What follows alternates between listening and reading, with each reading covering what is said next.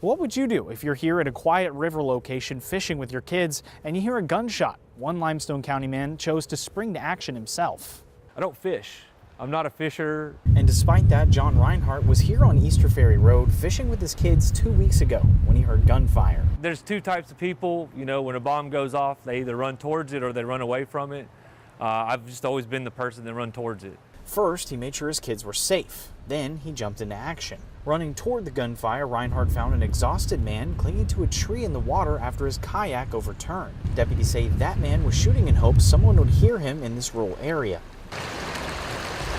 I just got here in time to hear the last 3 shots that he fired, and he dropped his pistol in the water after his last shot.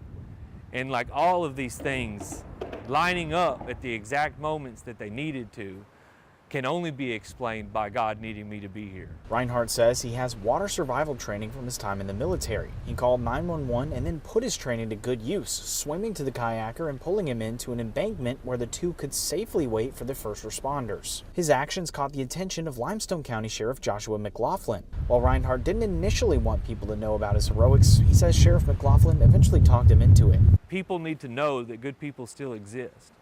People need to know that citizens can still help. They're still out there willing to help. And so I told him, I was like, look, if this will help somebody, then I'll do it. He hopes his story inspires others to be kind to their neighbors. It's all doom and gloom in the news, but there are good things happening every day, and I don't want people to be discouraged. Just because you don't hear about it doesn't mean it didn't happen. And I hope next time that I'm not guilty of trying to hide it.